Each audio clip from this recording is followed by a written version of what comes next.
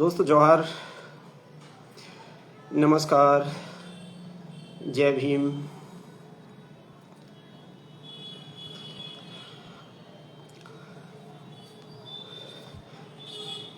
जो भी दोस्त अभी जुड़ रहे हैं वो सर प्लीज़ सजेशन से सर लाइव एक मुद्दे पर कम से कम हफ्ते भर में हो, रोजाना नहीं, और लाइव 40 से 50 मिनट का बहुत है। बिल्कुल भाई बिल्कुल, आज मैक्सिमम 45 मिनट्स का ही होगा, है ना? ठीक है।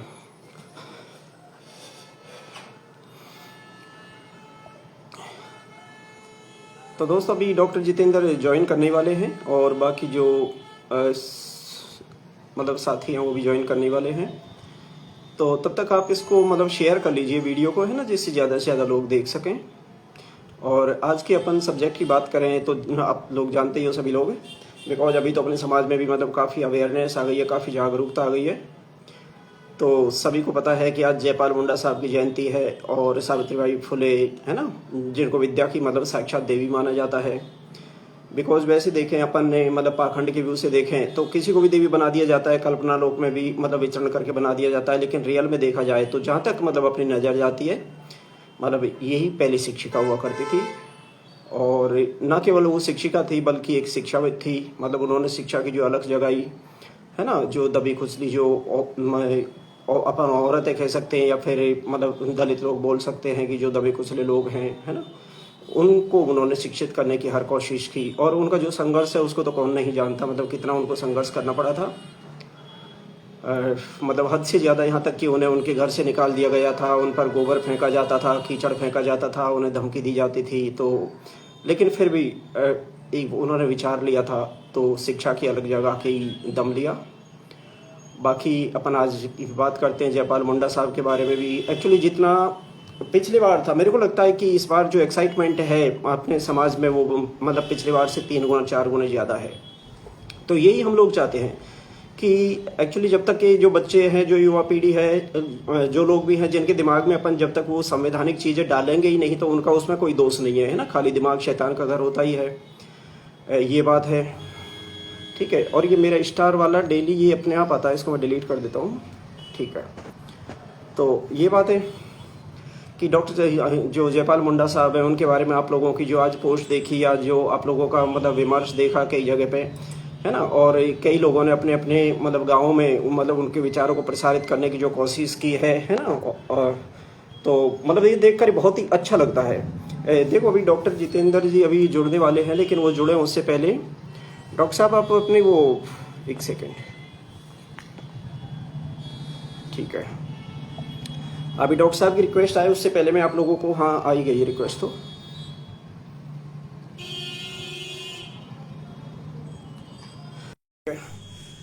डॉक्टर जुड़े उससे पहले मैं आप लोगों को बता, लोग जानते हैं मेरे को घुमा फिरा के बात करना नहीं आता। हालांकि मैं डिप्लोमेटिक होना चाहूँ तो डिप्लोमेसी भी बहुत आती है मेरे को, चतुराई भी बहुत आती है, लेकिन चतुराई वहां पे करनी चाहिए जहाँ पे उसका कुछ मतलब हो। तो यहाँ पर मैं जैसे आप आज ही आप लोग देखोगे कि मैं जो बता रहा हूँ कि अपने जो समाज बंधु हैं, है ना, जो भी आदिवासी समाज है, जो भी दलित समाज है, उन्होंने जो सावित्रीबाई फुले हैं मतलब उनके सम्मान में कोई कसर नहीं छोड़ी, जयपाल मुंडा साहब के सम्मान में कोई कसर नहीं छोड़ी।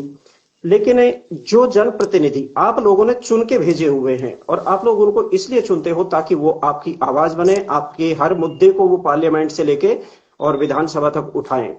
लेकिन मैंने कई अपने जो आप लोगों ने जो भी सांसद चुने हुए हैं, जो भी एमएलए साहब चुने हुए हैं, है ना, या जो भी पूर्व नेता हैं या जो भी मतलब भविष्य में होने वाले नेता हैं, उनकी भी मैंने आज मतलब काफी लोगों की एक्चुअली मैं क्या हिस्ट्री टाइप लिखता हूँ डेली बेसिस पे, मतलब है ना, नोटशीट लिखता हूँ।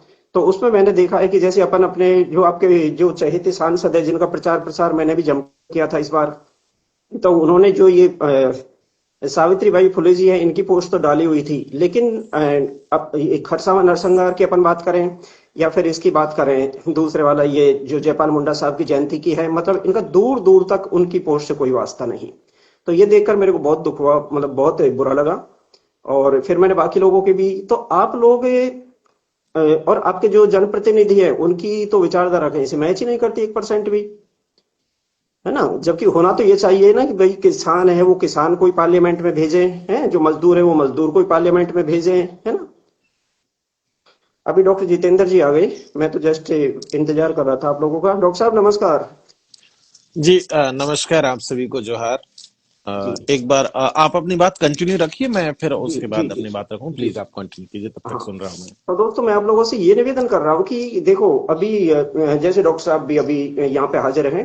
मतलब वो भी आप लोगों को मतलब काफी सारी चीजें बताने वाले हैं। हमारी कोशिश है कि मतलब लोगों में मतलब सामाजिक जागरूकता भी आए, राजनीतिक जागरूकता भी आए, और हक अधिकार एक्चुअली वो मांगे तो तब जब उन्हें पता चले कि उनके अधिकार हैं क्या। और जहां तक मैं समझता हूँ ये आप लोगों ने जो भी लोग भेजे हुए हैं, चाहे वो पार्लियामेंट की अपन बात करें, असेंबली की बात करें, या जिधर की भी बात करें, तो जहां तक मैं सोचता हूँ, ये मेरी पर्सनल राय है कि वो सिर्फ इसलिए क्योंकि वो ज्यादातर लोग हैं वो किसी न किसी पार्टी की विचारधारा से बंधे हुए हैं लोग हैं। जैसे अपन जयपाल मुंडा साहब की विचारधारा की अभी बात करेंगे तो जयपाल साहब ने जो बुक लिखी है ना, लोबिर सेंद्रा, तो उसका मतलब ही यही होता है, घेर कर मारना। तो एक तरह से उसको उस टाइम पे घेर कर मारने वालों में कौन था? कांग्रेस, है ना? तो ये कुछ चीजें होती है। तो मतलब कई लोग मेरे से बोल रहे थे हो सकता है उन्हें मतलब जन्मदिन का पता नहीं होता हो इन नेताओं का, लेकिन ऐसा नहीं है कि इनको, बल्कि ऊपर से आदेश आते हैं कि आपको क्या चीजें लिखनी है क्या नहीं लिखनी है। जो काल्पनिक चरित्र होते हैं उनका जन्मदिन ये शेयर कर देते हैं, जैसे इन्होंने घड़ी भी देखी थी, तारीख भी देखी थी कि इस दिन जन्म हुआ था।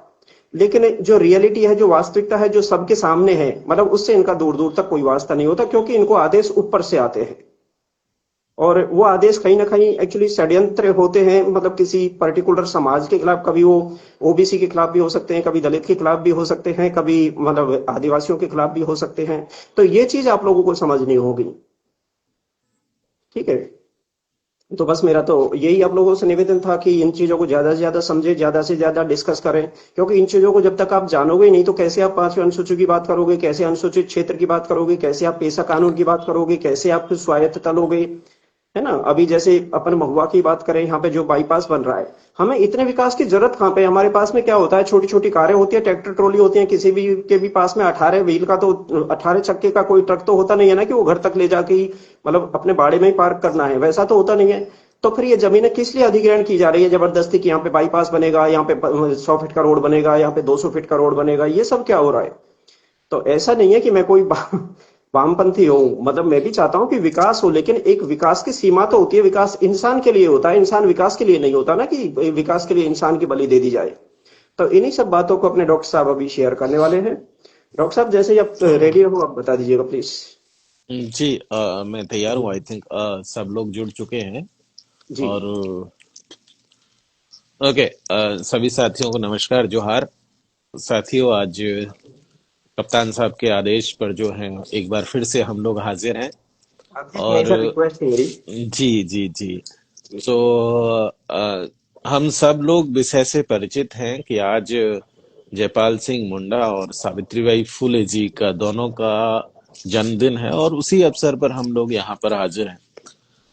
देखिए, सबसे जरूरी चीज और सबसे पहली बात जो यहाँ करना बहुत जरूरी है कि पिछले एक हफ्ते में है, ये दूसरी बार है जब हम लोग लाइव हैं।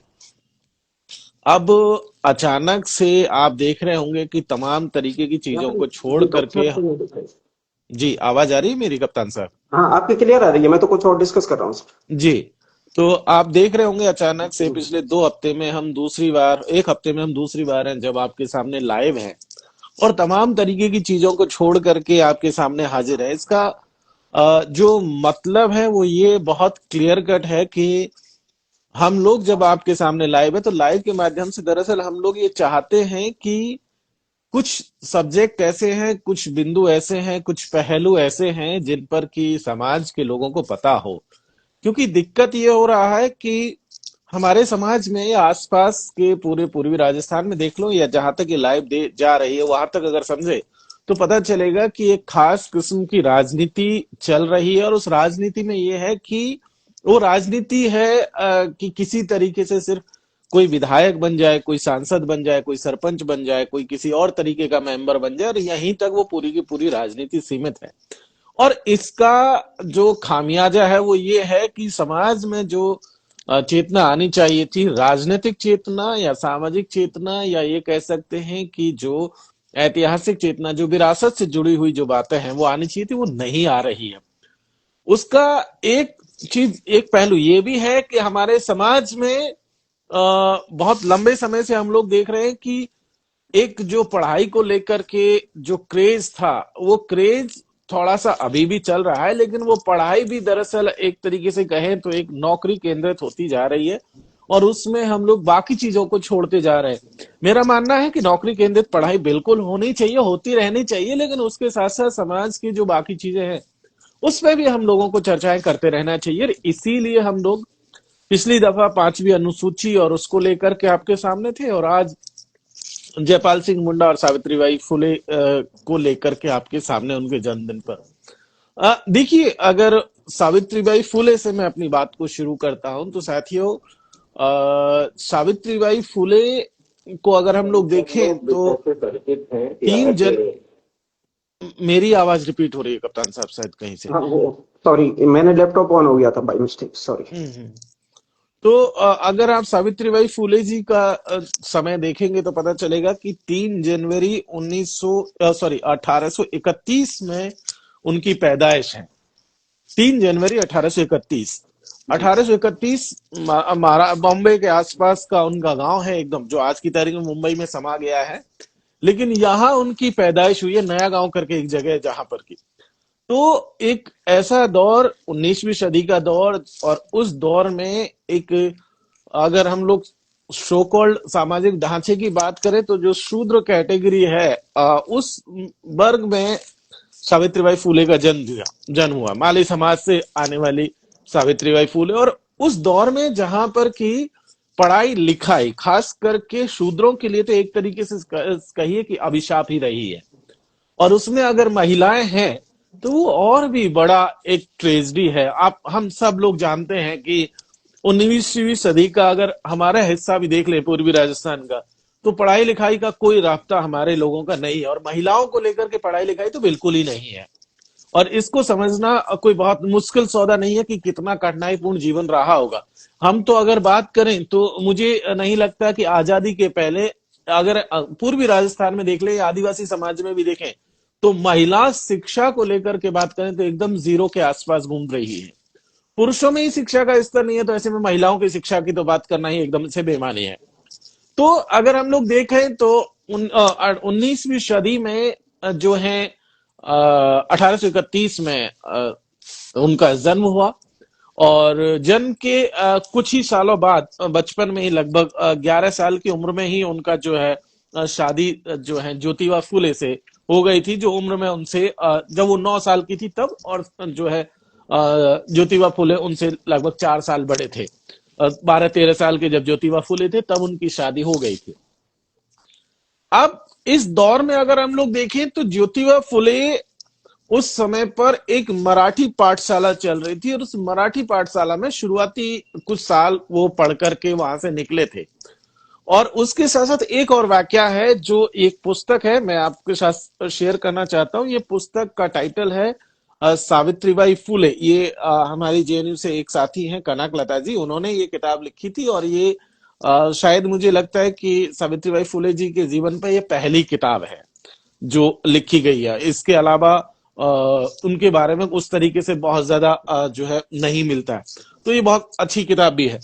तो अगर हम देखें तो सावित्रीबाई फुले का पहला जो परिचय पढ़ाई लिखाई से या किताबों से बात करें तो एक ब्रिटिश कपल जो उस समय बॉम्बे घूमने के लिए आया हुआ था, और वो एक रास्ते में कहीं पर अपना कुछ काम कर रहे थे, और ये जब बहुत छोटी थी तब जा रही थी निकल करके रास्ते से, और उस समय उन्होंने उनको एक किताब दी थी जो ईसाई धर्म प्रचारकों की तरफ से धर्म की किताब थी, लेकिन वो किताब थी। इंपॉर्टेंट ये था मामला, वो जो किताब है उस किताब को लेकर के ये पहली बार था जब सावित्रीबाई फुले के हाथ में कोई दस्तावेज आया था, और उसने एक तरीके से उस छोटी बच्ची को बहुत रोमांचित किया कि ये क्या नई चीज है, जो एक ऐसी नई चीज जो अभी तक शूद्र तबके की महिलाओं को, या ये कहिए शूद्र ना भी कहें हम लोग, तो एसटी एससी ओबीसी पिछड़े तबके की जो महिला है उनके लिए एक नई चीज थी।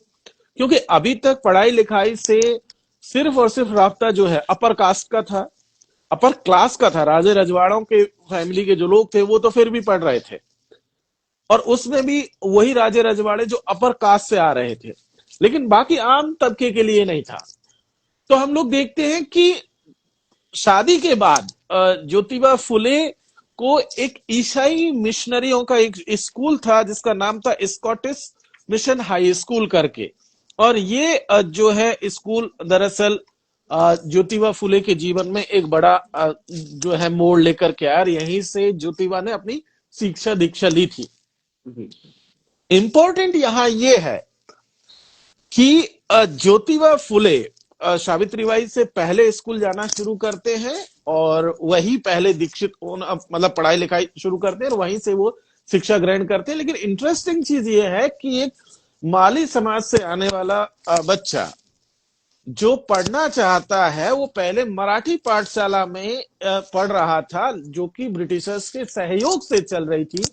लेकिन उसे शुरुआत में ये कहते हुए स्कूल से निकलवा दिया गया कि ये जो अंग्रेजी पढ़ाई लिखाई है ये आपके बच्चे को, उनके पिता को जो कहा गया था वो मैं आपको सुना देता हूं कि बेटे की पढ़ाई का उनके जातिगत व्यवसाय से कोई संबंध नहीं है। साथ ही अंग्रेजी शिक्षा बच्चों में कुसंस्कार भरती है, व्यक्ति को बिगाड़ देती है, इसलिए ज्योतिबा की पढ़ाई छुड़ा दी जाए। जब वो मराठी पाठशाला में पढ़ रहे थे तब, और उसका ये हुआ कि उन्हें स्कूल से निकाल दिया गया, पाठशाला से निकाल दिया गया एक सामाजिक दबाव में, और परिवार ने भी उन्हें वहां से विड्रॉल करा लिया। लेकिन कुछ समय बाद जब वो स्कॉटिश मिशन का स्कूल शुरू हुआ तो स्कॉटिश मिशन की स्कूल में जाकर के, ईसाई मिशनरियों के स्कूल में जाकर के उन्होंने शिक्षा दीक्षा ली थी। यहां ये कहना बहुत जरूरी है कि इस देश का पिछड़ा तबका क्यों परंपरागत जो जो गुरुकुल होते थे उनमें क्यों नहीं पढ़ रहा था, या ऐसे स्कूलों में क्यों नहीं पढ़ रहा था जो कि अपर कास्ट के लिए बने हुए थे। तो जवाब हम सबके सामने है कि इस देश का जातिगत जो व्यवस्था है, जो जातिगत ढांचा है, वो अलाउ नहीं कर रहा था। वो नहीं चाहता था कि इस देश का दलित पिछड़ा आदिवासी तबका आगे बढ़े, और आगे बढ़कर के वो जो है संसाधनों पे हिस्सेदारी क्लेम करे। क्योंकि देखिए एक चीज यहां कहना बहुत जरूरी है कि पढ़ाई का जो इंपॉर्टेंस है वो शायद हमने तो अभी तक इसी रूप में समझा है कि पढ़ाई का मकसद सिर्फ एक ही है कि नौकरी लग जाए, और नौकरी लग करके फिर अपना अच्छा सा जीवन जिए, परिवार पालें, बच्चों को अच्छा जो है शिक्षा दें, और फिर वो हमारे बच्चे जो है वो भी अच्छी नौकरी लगे, फिर अच्छा घर हो, अच्छी गाड़ी हो, अच्छा घोड़ा बंगला जो है वो हो। बस हमने पढ़ाई का इंपॉर्टेंस यहीं तक समझा। हमने अभी तक इसका जो दूसरा पहलू था उस तक अभी तक हम पहुंचे ही नहीं है, अभी तक नहीं पहुंचे। और दूसरा पहलू है कि आप समाज को किस तरीके से उसका नीति निर्धारण करते हैं, समाज को किस दिशा में लेकर के जाते हैं, उस दिशा में पढ़ाई का जो रोल है उसमें अभी तक हम नहीं सोचे हैं। अभी तक हम लोग नीति नियंताओं में नहीं है, नीति निर्माताओं में नहीं है। अभी तक हम सिर्फ अच्छे एक तरीके से कह सकते हैं नौकर हैं, अच्छे नौकर, बढ़िया नौकर। वो सरकार किसी की भी हो, हम अच्छा डंडा भांजते हैं, इसमें कोई दो राय नहीं है। हम सवाल करना या समाज को दिशा देने का जो काम है, क्रिटिकल थिंकिंग जिसको कहते हैं, वो काम में हमारी भूमिका अभी तक भी जीरो ही रही है। ओके, तो और ये बात अपर कास्ट बहुत अच्छे से जानता है। वो पढ़ाई का मतलब उसके लिए सिर्फ नौकरी नहीं है, वो जानता है कि समाज को अगर कंट्रोल में रखना है और अपने हिसाब से कंट्रोल में रखना है तो वो सारे हथकंडे अपनाता है कि कौन कौन से वो तरीके हैं जिससे कि वो समाज को अपने कंट्रोल में रख सकता है। और इसके लिए वो पढ़ाई को उसने बहुत शानदार हथियार बनाया, और इसीलिए उसने कभी दलित पिछड़े आदिवासियों को पढ़ने नहीं दिया। ज्योतिबा फुले के साथ वही हुआ, और सावित्री बाई के साथ तो वो था ही था। अब जब ईसाई मिशनरियों ने 19वीं सदी में, और ये कहें कि लेट 18वीं सदी के एकदम उत्तरार्ध में, जब स्कूलों की तरफ ध्यान देना शुरू किया, कॉलेजेस बनाने शुरू किए 19वीं सदी के जो है मिड में आकर के, तब उन्होंने इस बात को वो बखूबी जान रहे थे कि इस देश का बड़ा तबका ऐसा है जो कि शिक्षा से वंचित है। अब अंग्रेजों ने भी जो स्कूल खोले, मिशनरियों ने भी जो स्कूल खोले, उसका मकसद भी ये नहीं था कि वो दलित पिछले आदिवासियों को उद्धार करना चाहते थे, ये उनका भी मकसद नहीं था। लेकिन हम लोग देखते हैं कि उन्होंने स्कूल खोले, और स्कूलों का उनका मकसद ये था कि किस तरीके से वो अपने फेवर में समाज के एक बड़े तबके को अपने पक्ष में ला सकते हैं। और इसीलिए उन्होंने दलित पिछड़े आदिवासियों को अपने साथ मिलाना शुरू किया, और चाहे वो सरकारी नौकरियों में लाने की बात हो, खास करके सेना में। हमने देखा कि पहली बार 1818 में जब बैटल ऑफ भीमा कोरेगांव हुआ, भीमा कोरेगांव की लड़ाई में जो महाराष्ट्र का सबसे जो निचला तबका था सोसाइटी में, जिसे महार कहते थे, जहां से डॉक्टर अंबेडकर आते थे, उस तबके के लोगों ने उन्हें पहली बार सेना में भर्ती किया और पेशवाओं के खिलाफ जो तीसरा मराठा युद्ध है, अंग्रेज और मराठों के बीच में जो तीसरा मराठा युद्ध था, उस तीसरे मराठा युद्ध में एक तरफ महार थे जो समाज में सबसे नीचे स्तर पर थे, एक तरफ पेशवा थे जो मराठों की तरफ से लड़ रहे थे जो समाज में सबसे ऊपर थे। और इन दोनों के बीच में जो फाइट हुई थी 30 और 31 दिसंबर 1818 में, और उस लड़ाई को भीमा कोरेगांव के नाम से जानते हैं, और उसमें महारों ने पेशवाओं की सेना को हराया था। तो ये जो लड़ाई थी, इसका सिर्फ महत्व इतना सा नहीं है कि ये सिर्फ कोई सामान्य ब्रिटिशर्स की जीत है। ये दरअसल एक ये कह सकते हो कि पूरे हजारों साल का जो सोशल ऑर्डर था उसको ब्रेक करने का सबसे बड़ा जो है, ये वो समझ लीजिए कि माइलस्टोन था। ये सबसे महत्वपूर्ण एपिसोड है ये भीमा कोरेगांव की लड़ाई। और इसके बाद से हम लोग देखते हैं कि धीरे धीरे लोअर कास्ट को, आदिवासियों को, बाकी तमाम लोगों को हिस्सेदारी मिलना जो है उसमें शुरू हुआ, इसीलिए उन्होंने एजुकेशन देना शुरू हुआ। और इसीलिए आप देखेंगे तो शुरुआती दौर में दलित, पिछड़े, आदिवासी जिन्होंने भी शिक्षा पाई है, खास करके अंग्रेजी हुकूमत के दौर में, आजादी के पहले पहले, वो सारे के सारे ईसाई मिशनरियों के स्कूलों में या ब्रिटिश गवर्नमेंट ने जो स्कूल खोले थे उन सब में वो सारे के सारे दीक्षित हुए। एक भी ऐसा नहीं है जिसे गुरुकुल में या परंपरागत किसी स्कूल में किसी अपर कास्ट व्यक्ति ने पढ़ाया लिखाया हो, ऐसा कोई खास करके दलित, पिछड़े, आदिवासी समाज का महापुरुष नहीं है, पूरे आजादी के दौर में नहीं है। ओके, अब हम देखते हैं कि ज्योतिबा फुले की पढ़ाई लिखाई ईसाई मिशनरी स्कॉटिश मिशन के स्कूल में होने के बाद में उन्होंने सावित्रीबाई फुले को जो है पढ़ाना शुरू किया। शुरुआत में घर में पढ़ाना शुरू किया और बाद में उन्हें स्कूली शिक्षा से दीक्षित कराया ईसाई मिशनरियों के साथ मिलकर के। और हम देखते हैं कि जो सबसे बड़ा एक टर्निंग पॉइंट इस देश के इतिहास में आता है वो है 1840 में। पहला एक स्कूल जो है नहीं, हाँ, 1840 में पूना में एक स्कूल शुरू होता है। ब्रिटिश अधिकारी की पत्नी थी जिनका नाम मिशेल था, और छबीलदास नामक व्यक्ति की हवेली में एक स्कूल शुरू किया गया, जो कि सावित्रीबाई फुले और ज्योतिबा फुले और सगुना बाई जो सावित्रीबाई फुले के साथ में थी, उन तीनों ने मिलकर के एक स्कूल शुरू किया। ये पहला स्कूल था जिसमें कि दो तरीके का काम हो रहा था, जहां ज्योतिबा फुले खुद अपनी पत्नी को भी पढ़ा रहे थे और उन्हें पढ़ा करके वो उसकी मदद से बाकी छोटी बच्चियों को भी पढ़ाने का काम कर रहे थे। और ये पहला स्कूल है जो इस देश के इतिहास में महिलाओं के लिए खोला गया था, जिसे खोलने वाले ज्योतिबा फुले, सावित्रीबाई फुले और सगुना बाई और वो तमाम लोग हैं।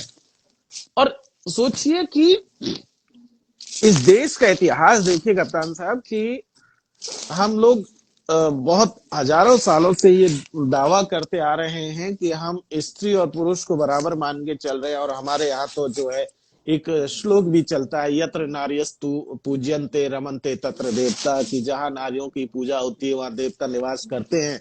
और हमने बहुत, हमारी शिक्षा की देवी ही जो है पूरा हिंदू सोशल ऑर्डर में जो है सरस्वती को बनाया हुआ था। लेकिन कहीं पर भी देख लीजिए शिक्षा को लेकर के, खास करके महिला शिक्षा को लेकर के इस तरीके का नहीं है। पहला स्कूल इस देश में महिलाओं के लिए और खास करके मतलब सारी महिलाओं के लिए, वो पहला school Savitribai Phule, Saguna by और ज्योतिबा फुले और एक और जो शख्सियत हैं उस्मान शेख की बहन फातिमा शेख, ये इस स्कूल को आगे आने वाले दिनों में चलाने वाली शुरुआती वो महिलाएं हैं। एक मुसलमान है, एक ब्रिटिश महिला है, एक ओबीसी तबके से, माली समाज से आने वाली सावित्रीबाई फुले हैं, सगुना बाई हैं। आप सोचिए ये सारे के सारे वो लोग हैं जिन्हें हिंदू सोशल ऑर्डर में, जिन्हें सिस्टम से बाहर रखा गया, जिनके पास शिक्षा लेने देने का हक ही नहीं था। ये पहली बार था। और वो दौर जो 1840 में शुरू हुआ, आज हम देख लीजिए कि हमारे देश में महिला शिक्षा का स्तर क्या है, आज हमारे देश की राष्ट्रपति तक महिला है। वो पॉलिटिकली हमारा डिफरेंसेज हो सकता है, बहुत सारी चीजें हम नाराज रहते हैं, वो अलग चीज है। लेकिन उसके बावजूद भी 1840 से जो रास्ता शुरू हुआ था, आज 2025 में आकर के हम उस लेवल पर पहुंचे हैं। तो ये एक बड़ा रोल है। यहाँ इस कहानी को जानने के लिए जरूरी है कि किस तरीके का स्ट्रगल सावित्रीबाई फुले और ज्योतिबा फुले और सगुनाबाई और उस्मान शेख की सिस्टर जो है फातिमा शेख, उन्होंने किया है कि लगातार महिलाओं को जब वो स्कूल जा रही हैं तो उनके ऊपर गोबर फेंका जा रहा है, कीचड़ फेंका जा रहा है, और वो अपने साथ में एक के साथ में दूसरी साड़ी लेकर के जा रही है कि एक साड़ी तो रास्ते में जाते वक्त खराब हो नहीं है, तो वो स्कूल में जाकर के साड़ी चेंज कर रही हैं और फिर अब बच्चों को पढ़ा रही हैं और गालियां खा रही हैं। और ये तमाम तरीके का एपिसोड जो है वो आप देखेंगे तो आपको पता चलेगा। एक पिछले दिनों एक फिल्म भी आई थी फूले के नाम से ही, उस फूले नाम की फिल्म पे भी बहुत विवाद हुआ, उसको एक्चुअली चलने ही नहीं दिया गया। वो आई और उसको आने के बाद उसको आजकल हो सकता है वो यूट्यूब पे कहीं मिल जाएगी, फूले के नाम से ही वो फिल्म है। तो फिल्म भी देखने लायक है और उसमें बहुत सारे कट के बाद वो सेंसर बोर्ड ने पास की थी कि आप कुछ टर्म्स जैसे अपर कास्ट, सवर्ण, ये सब नाम नहीं ले सकते हो, और वो सब हटा करके और फिर वो फिल्म पास हुई। लेकिन उसके बावजूद भी कई तरह की समस्या उसमें मौजूद है। तो इसलिए आज की तारीख में अगर हम लोग कहें तो सच्चे मायने में अगर शिक्षा की देवी के रूप में किसी को जाना जाना चाहिए तो वो सावित्रीबाई फुले है। क्योंकि अगर वो नहीं होती तो हमें पता है कि जिसे हम शिक्षा की देवी हिंदू सोशल ऑर्डर में कह रहे हैं कि सरस्वती हैं, तो उन्होंने तो किसी को शिक्षा नहीं दी, उन्होंने किसी को जो है हम ये जानते हैं कि किसी को पढ़ने लिखने के लिए कोई जद्दोजहद या संघर्ष नहीं किया है। हम जानते हैं कि हमारे लिए शिक्षा के दरवाजे अगर किसी ने खोले, खास करके महिला शिक्षा के दरवाजे, तो वो सावित्रीबाई फुले और ज्योतिबा फुले, और इसीलिए उनको याद किया जाना बहुत जरूरी है। और खास करके महिलाओं के एंगल से अगर बात करें और दलित पिछड़े आदिवासी एंगल से बात करें तो हमारे लोगों के लिए तो सावित्रीबाई फुले जो है एक तरीके से सही मायनों में शिक्षा की देवी है, और सही मायनों में उन्हें याद किया जाना, उन्हें श्रद्धांजलि देने की एकदम से जरूरत है। और देखिए इंटरेस्टिंग चीज ये है कि अगर यही काम जो सावित्रीबाई फुले ने किया किसी अपर कास्ट महिला ने किया होता तो आज की तारीख में हम ये दावे के साथ कह सकते हैं कि इस देश के हर स्कूल, कॉलेज और किसी भी सरकारी संस्था, मतलब जो एजुकेशन संस्थान है, उसमें उनकी तस्वीरें होती। लेकिन क्योंकि अब वो लोअर तबका से आती हैं, माली समाज से आ रही हैं, तो इसलिए उनको वो तवज्जो नहीं मिली। आज आप देखेंगे तो पता चलेगा कि कुछ नेताओं ने चंद तस्वीरें जरूर ट्वीट की हैं और फेसबुक पे भी कुछ कमेंट आए, लेकिन उससे ज्यादा कुछ नहीं। भारत सरकार की तरफ से भी ऑफिशियली कुछ उस तरीके का आया नहीं। तो इसलिए हमारे लोगों को सावित्रीबाई को पढ़ने की जरूरत है, और खास करके उन लोगों को जो महिलाओं को लेकर के तमाम तरीके के दावे करते हैं, और उन महिलाओं को भी जो तमाम तरीके के दावे करती हैं अपने संघर्ष के और उन सबके, तो उन्हें समझना चाहिए कि उनकी एक पुरखिन है जो आज से लगभग 200 साल पहले उनके लिए लड़ रही थी। तो इसलिए सावित्रीबाई फुले को यहाँ से हम सबको नमन करते हुए और उनके योगदान के लिए उन्हें असल में शुक्रिया अदा करना चाहिए। तो ये वो दौर है जिसमें उन्होंने हमारे लिए एक नए रास्ते जो है खोले थे। ओके, अब दूसरी जो शख्सियत है जिनके बारे में हम सब लोग बखूबी जानते हैं, जयपाल सिंह मुंडा, मरांगोम के जयपाल सिंह मुंडा। जयपाल सिंह मुंडा को लेकर के अगर हम लोग बात करना शुरू करें तो जयपाल दरअसल 20वीं सदी में अगर जो कुछ लोग जो भारतीय राजनीति में या भारतीय समाज में जिन्होंने पूरे समाज को एक दिशा देने का काम किया था, जो कुछ चंद नाम हम जानते हैं ऊपर ऊपर, जैसे गांधी का नाम हम जानते हैं, नेहरू का नाम हम जानते हैं, डॉक्टर बाबा साहब का नाम हम जानते हैं, जिन्ना का नाम जानते हैं। वो पॉजिटिव नेगेटिव वो अलग मसला है, लेकिन जो शख्सियतें उस लेवल पर रही हैं जिन्होंने समाज के बड़े हिस्से को प्रभावित किया था 20वीं सदी में, खास करके उन बड़े नामों में गांधी, नेहरू, डॉक्टर अंबेडकर, जिन्ना, और उस रैंक में अगर बात करेंगे तो जयपाल सिंह मुंडा आते हैं, उस लेवल पर आते हैं। ये बात अलग है कि उन्हें वो तवज्जो नहीं मिली, और वजह बहुत ऑब्वियस है कि वो आदिवासी समाज से आते थे, जैसे कि सावित्रीबाई फुले जो है पिछड़ा तबके से आती थी, और इसीलिए दोनों को वो जगह नहीं मिली।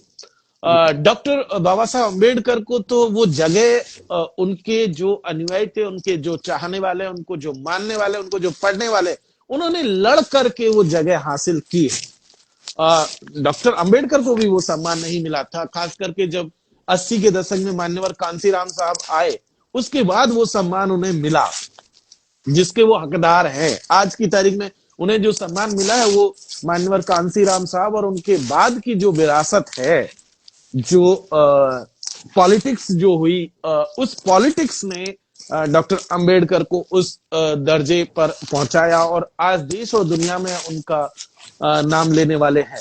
लेकिन यही चीज आप देखिए तो जयपाल सिंह मुंडा के केस में नहीं है। जयपाल सिंह मुंडा को बारे में अगर हम लोग बात करें तो जब वो जिंदा थे तब भी उन्हें वो स्टेटस नहीं मिला, और अक्सर ये होता है कि जब खास करके अगर गांधी, नेहरू और पटेल को छोड़ दें और कुछ नेताओं को छोड़ दें, जिन्ना को छोड़ दें, तो ये वो लोग थे जिन्हें जिंदा रहते रहते वो दर्जा हासिल हुआ था। लेकिन ज्यादातर नेताओं को, बाकियों को नहीं हुआ। जैसे अंबेडकर को नहीं हुआ, वैसे ही जयपाल सिंह मुंडा को भी वो सम्मान हासिल नहीं हुआ था उनके जीते जी। और 1970 में उनकी डेथ हुई 20 मार्च को, और 2004-5 तक उनके बारे में झारखंड के कुछ नेताओं के मुंह से कुछ आप नाम सुन सकते थे, झारखंड के लोग थोड़ा सा जानते थे जो उस समय उनके साथ में काम कर रहे थे, या उनके बारे में पब्लिक मेमोरीज में था, लेकिन बहुत थोड़ी सी बातें थी। 2003-4 के आसपास ये एक वाकया हुआ कि जयपाल सिंह मुंडा जब यूरोप की यात्रा पे थे, लगभग 1959 और 60 के आसपास में, और जब वो यूरोप की यात्रा पे थे तो उन्होंने यात्रा के दौरान वो नोट्स लिखे थे जिन्हें हम लोग आज की तारीख में उनकी बायोग्राफी के नाम से जानते हैं, और वो अलग अलग नामों से छपी है। अभी सबसे ताजा ये जयपाल सिंह मुंडा लोवीर सेंड्रा के नाम से ये है, और नबियाना ने इसे छापा है, और इंग्लिश में एक और दूसरे टाइटल के साथ यही बायोग्राफी छपी थी, इन एंड विद द आदिवासी डैमस्टर के नाम से। इसको हिंदी अनुवाद आदिवासियत और मैं के नाम से किया गया था। है तो ये जो उनकी बायोग्राफी है, ऑटोबायोग्राफी इसको कह सकते हैं, नोट्स की फॉर्म में जब वो यूरोप की यात्रा पे थे तब उन्होंने ये नोट्स जो है दर्ज किए थे। और नोट्स जब वो यूरोप से लौट रहे थे तो उन्होंने क्या किया कि ऑक्सफोर्ड में उनके जो दोस्त थे, जो परिचित थे और जो प्रोफेसर भी थे, उन्हें वो नोट्स देकर के वो आ गए थे 1959 और 60 में। यात्रा के दौरान उन्होंने ये सारे नोट्स कलेक्ट किए थे, और नोट्स देकर के उन्होंने एक बात कही थी जो कप्तान साहब या हमारे लोगों को जानना बहुत ज्यादा जरूरी है। और उन्होंने बात कही थी कि अगर मुझे कोई खोजता हुआ आए, मुझे खोजता हुआ कोई आए, तब तो ये आप नोट्स दे देना, और अगर नहीं आए तो आप इसको अपने पास रखे रहना। क्या बात। और इस देश का दुर्भाग्य समझिए कि 59-60 में वो नोट्स वहां गए और 2004 तक उन्हें खोजता हुआ कोई नहीं पहुंचा, कोई नहीं पहुंचा। फाइनली वो जो प्रोफेसर जिन्हें वो नोट्स दिए गए वो वहां से रिटायर हुए। उन्होंने अपने जो स्टूडेंट थे, जो उनके अंदर पीएचडी कर रहे थे, उनके जो जूनियर थे, उनको दे दिए कि भाई ऐसे ऐसे ये मसला है, और इसे जो है अगर कोई आता है हिंदुस्तान से किसी की खोज में तो आप उन्हें दीजिएगा, नहीं तो नहीं दीजिएगा। और जब उन तक भी कोई नहीं पहुंचा तो, और उनकी एक रिसर्च स्कॉलर अपने किसी पीएचडी काम के दौरान हिंदुस्तान आई थी, और वो जो है उल्टा जयपाल की खोज में रांची तक पहुंची थी 2004 में। और रांची, सॉरी, रश्मि कात्यायन थी जी, वो रश्मि कात्यायन जी वो वकील हैं, वो एक्टिविस्ट हैं, उन तक वो बाद में पहुंची। तो वो रांची में जब वो पहुंची हैं जी, और रांची पहुंच करके उनकी मुलाकात फिर रश्मि कात्यायन जी से हुई, जो एक्टिविस्ट हैं, जो वकील हैं, बहुत सीनियर हमारे सीनियर साथी हैं, बातचीत में संपर्क में है, उनसे बातचीत। और उनसे बातचीत जब हुई और उन्होंने फिर जब ये सारी चीजें पता चली, तब उन्होंने वो नोट्स जो है रश्मि कात्यायन जी के साथ शेयर किए, और रश्मि कात्यायन जी ने पहली बार इस किताब को जो है लो बीट सेंड्रा के टाइटल के साथ में जो है ये किताब 2004 में प्रभात प्रकाशन से पहली बार आई थी। लेकिन हैरानी की बात यह है, ताज्जुब की बात यह है कि इस किताब के प्रकाशन में आने के कुछ ही समय बाद एक किताब फिर से आउट ऑफ स्टॉक हो गई, मार्केट से ये सारी किताबें गायब कर दी गई। एक साजिशन, मतलब जो कहा जाता है कि सरकार नहीं चाहती थी कि उनके बारे में कुछ भी चीजें पब्लिक डोमेन में आए। फाइनली अंततः जब कोविड आया और कोविड के दौरान रश्मि कात्यायन जी फिर से एक किताब पे अपनी काम शुरू करते हैं और फिर से एक किताब आई और किताब के आने के बाद पब्लिक को पता चलना शुरू हुआ। लेकिन इस बीच में एक चीज जो हुई थी 2009-10-11 के आसपास, खास करके दिल्ली विश्वविद्यालय में और जेएनयू में मैं मेरे कुछ साथी हम लोग जयपाल के बारे में पढ़ रहे थे। और जयपाल के बारे में जब पढ़ रहे थे तो हम लोगों ने तय किया कि कुछ साथियों को ये जिम्मेदारी दी जाए कि जयपाल के ऊपर काम करना शुरू करे, रिसर्च हो, पीएचडी हो। और आप जानते होंगे डॉक्टर मनीष मीणा है, इंग्लिश डिपार्टमेंट में जेएनयू से पढ़ाई लिखाई की और उनको ये जिम्मेदारी हम लोगों ने दी। और जेएनयू में उन्होंने फिर एमफिल किया, फिर इस पर अपना पीएचडी का काम किया। और उस दौरान हम लोग जितना हो सकते थे, मैं, उनका बड़ा भाई वीरेंद्र और हम सब वो लोग थे जिन्होंने ये काम को जो है कराने में इधर से उधर करके और इस काम को जो है अंजाम दिया। और पब्लिक डोमेन में हम लोग लगातार लगभग 2010 से हम लोग जयपाल को लेकर के पूरे देश भर में लगे हुए हैं और लगातार हम लोग लिखते हैं, पढ़ते हैं, बोलते हैं और उसका नतीजा ये हुआ कि आज तक हम पहुंचे। तो ये तो एक ब्रॉडर आउटलाइन था, लेकिन जो असल बात है वो ये है कि 1903 में जयपाल सिंह मुंडा की पैदाइश हुई और 1900 शुरुआत में वो ईसाई मिशनरियों के स्कूल में उन्होंने भी ईसाई मिशनरियों के साथ पढ़ाई की। इंटरेस्टिंग, मैं जैसा कि मैंने कहा कि जितने भी दलित पिछड़े आदिवासी हैं उनको सबको ब्रिटिशर्स के आने के बाद ही पढ़ने लिखने का मौका मिला। इसीलिए आप समझ लीजिए कि एक एंगल ये आता है जो कि कुछ लोग इस बात को कहते हैं, हालांकि मैं उससे इत्तेफाक नहीं रखता, लेकिन कुछ लोग कहते हैं कि जो ब्रिटिश शासन है उनके लिए वरदान साबित हुआ। कुछ लोगों का ये दावा है, वो कहते हैं कि, और उनका अपना क्लेम है, मैं इससे सहमत नहीं हूं, एक अलग बात है, लेकिन अगर कोई इस बात को कह रहा है तो इसका कुछ तो मायने होंगे, ऑब्वियस सी बात है। किसी के लिए जाहिर सी बात है कि उस गुलामी से बाहर निकल करके वो आते हैं और उस जिस गुलामी में उन हजारों साल से उनके पुरखे जी रहे थे और उन्हें एक सम्मान मिला। आदिवासियों के केस में ये अप्लाई नहीं होता है क्योंकि आदिवासी इस पूरी के पूरे जातीय दंड से बाहर हैं, जाति के खांचे से बाहर रहे हैं, इसलिए उन्हें वो पीड़ा नहीं हुई क्योंकि उनके अपने जो है जो सारी जो है उनके रजवाड़े भी रहे हैं, आदिवासियों के पास जमीनें भी रही हैं, आदिवासी जाति के ढांचे से बाहर भी रहे हैं, तो इसलिए उस आदिवासियों के केस में ये चीज अप्लाई नहीं होती। लेकिन कुछ लोगों के केस में ये बात सच में अप्लाई होती है।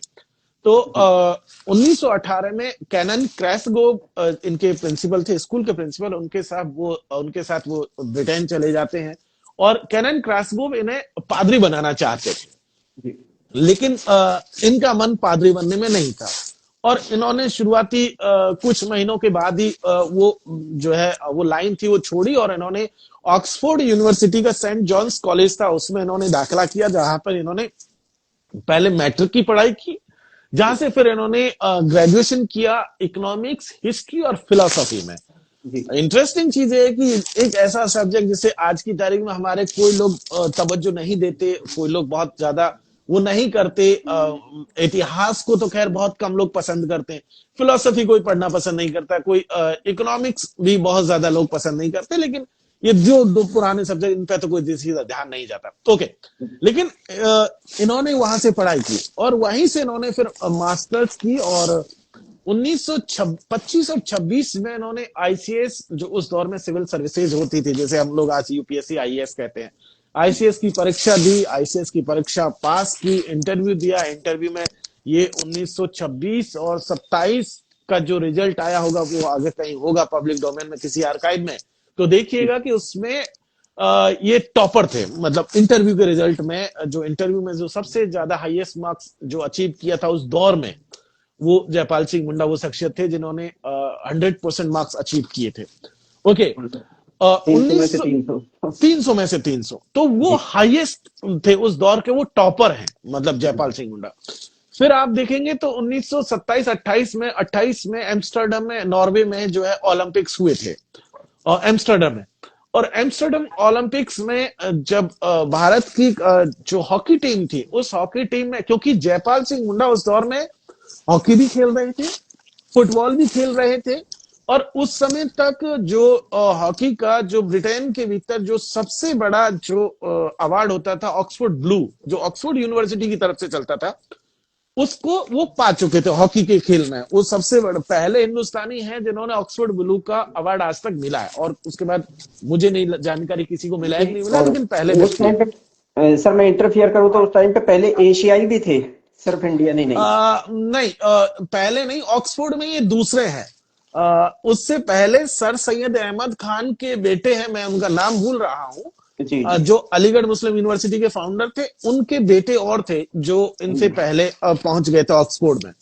जी। ये दूसरे भारतीय हैं, पहले आदिवासी हैं। और लेकिन जो सर सैयद अहमद खान के बेटे हैं, वो पढ़ करके शायद उस समय तक आ चुके हैं, मतलब वो थोड़ा सा करेक्ट करना पड़ेगा, लेकिन जी। एट दैट टाइम वो अकेले हैं उस समय जब ऑक्सफोर्ड यूनिवर्सिटी में। और ओके। ऑक्सफोर्ड की टीम के ऑक्सफोर्ड और कैम्ब्रिज के जो मैच होते थे उस दौर में, और बाकी जो मैचेज होते थे उस समय, ये सबसे बेस्ट खिलाड़ी उस दौर में हॉकी के थे। इवन फुटबॉल के सबसे बेस्ट खिलाड़ी उस दौर में ऑक्सफोर्ड यूनिवर्सिटी की तरफ से। सेंट जॉन्स कॉलेज की वेबसाइट आप देखेंगे तो उस पर बहुत सारी तस्वीरें जो है जयपाल सिंह के नाम से आ जाएंगी। और इवन मैं आपको बताऊं, मैंने भी अपनी कुछ प्रोफाइल पे अभी 2 साल पहले, शायद या 3 साल पहले, ऑक्सफोर्ड यूनिवर्सिटी की वेबसाइट से निकालकर वो तो सारी तस्वीरें जो फुटबॉल टीम के साथ ये थे, जिस हॉकी टीम के साथ थे, वो सारी तस्वीरें मैंने पब्लिक डोमेन में डाली थी। वो होंगी भी, शायद आप खोजेंगे तो मिल भी जाएंगे। ओके। तो वहां से उन्होंने पढ़ाई लिखाई के बाद आईसीएस की परीक्षा पास की, और जब 1928 के एम्स्टर्डम ओलंपिक्स में सेमीफाइनल में जब भारतीय टीम पहुंच चुकी थी, और सेमीफाइनल जब खेल रही थी, उस समय एक वाकया हुआ था। वाकया ये था कि सेमीफाइनल और शायद फाइनल में हुआ ये था कि भारतीय टीम के सामने जो टीम थी वो थी ब्रिटिश टीम, इंग्लिश टीम। और इंग्लिश टीम में सारे खिलाड़ी वो थे जो जयपाल के साथ में, जयपाल के सबॉर्डिनेशन में, उसकी कप्तानी में खेल चुके थे। तो इंग्लिश टीम के जो मैनेजर थे उन्होंने ये कहा कि और इंग्लिश टीम को पता था कि जयपाल सिंह उनकी टीम के हर प्लेयर की वीकनेस जानते हैं। तो अगर जयपाल इस टीम में खेलते हैं तो उनके लिए ये कप जीतना जो है मुश्किल होगा, वो कप नहीं जीत पाएंगे। और इसीलिए उन्होंने कहा कि जयपाल को टीम में भारतीय टीम की तरफ से नहीं खेलने देना चाहिए। जी और उन्हें कहा गया कि आप इस टीम में नहीं खेलेंगे। और उनको तुरंत जो है आईसीएस की तरफ से वो चिट्ठी आई कि आप अपनी ट्रेनिंग के लिए नहीं आए, आप ट्रेनिंग के लिए तुरंत रिपोर्ट कीजिए। और जयपाल को यह डिसाइड करना था कि वो टीम की कप्तानी चुने या फिर आईसीएस की नौकरी चुने। और हुआ ये कि जयपाल ने आईसीएस की नौकरी से वहीं रिजाइन किया। वो पहले हिंदुस्तान के इतिहास में पहले व्यक्ति हैं जिन्होंने आईसीएस की नौकरी उस दौर में छोड़ दी थी, जिस दौर में लोग चवन्नी के लिए मर जाते थे। लेकिन हमें मतलब कुछ और चवन्नी, कराया जाता है सर आज भी। वो तो एक अलग चीज है, लेकिन आईसीएस की नौकरी उस दौर में छोड़ देना, आज से 100 साल पहले। आज कोई जो है ना, ये समझिए, आज तो खैर नौकरी नहीं है, छोड़ेगा तो क्या ही बेचारा, लेकिन उस दौर में उन्होंने आईसीएस की नौकरी छोड़ दी थी और भारतीय टीम को उन्होंने चुना था। लेकिन उसके बावजूद भी उन्हें उस समय पर आप देखेंगे तो उनकी कप्तानी में जो है टीम ने गोल्ड हासिल किया। और मुझे लगता है कि ये पहली बार था जब उन्होंने वो गोल्ड हासिल किया था। और भारतीय टीम जो एक गुलाम मुल्क की टीम थी, इंटरेस्टिंग चीज ये है कि और मेजर ध्यानचंद और सब इनकी कप्तानी में खेल रहे थे। मेजर ध्यानचंद की बायोग्राफी में भी इनका जिक्र आता है। खैर, फिर कुछ समय बाद वहां से वो पढ़ाई लिखाई करके और कप्तानी हॉकी की छोड़ करके फिर बर्मा सेल कंपनी थी जिसमें वो आकर के नौकरी करते हैं 1931 के आसपास। और उस नौकरी के बाद वो फिर उनकी जो दादा भाई नौरोजी थे, जो कांग्रेस के फाउंडिंग मेंबर भी थे, और फाउंडिंग जो पहला उनका अधिवेशन था, जो एनुअल कॉन्फ्रेंस होती थी 1885 की, उसके चेयरमैन भी थे शायद। क्या नाम था, व्योमेश्वर जमील बनर्जी था, चंद्र जमील व्योमेश्वर चंद्र बनर्जी, बनर्जी। बनर्जी साहब। तो जी सर। बनर्जी साहब की पोती थी जिनका नाम था तारा मजूमदार, और उनके साथ उन्होंने शादी की, उनसे 2-3 बच्चे हुए। और तारा के साथ उनका रिश्ता लगभग 1937 38 तक या 39 तक चला था, लगभग 8-10 साल वो रिश्ता चला। खैर, वो पर्सनल लाइफ है तो उसमें हम लोगों को नहीं जाना चाहिए। फिर जी बर्मा शेल कंपनी की नौकरी छोड़ करके वो कुछ समय के लिए जो छत्तीसगढ़ के रायपुर में जो राजकुमार कॉलेज है, जो राजा महाराजाओं के बच्चों के लिए होता था, उसके प्रिंसिपल के तौर पर काम किए। लेकिन फिर वहां पर एक राजा और जो रूलिंग फैमिली थी वहां की, उनके साथ एक टसल हुआ कि अभी तक क्या हो रहा था कि बहुत सारे लोगों को ये लग रहा था कि जयपाल सिंह जो है वो सिख हैं। ये एक मिसकंसेप्शन अंग्रेजी हुकूमत के दौर में बहुत चला जयपाल को लेकर के। जब उन्हें पता चला कि ये सिख नहीं, ये मुंडा है, आदिवासी है, और तब उनके साथ वो जो है झगड़े शुरू होते हैं।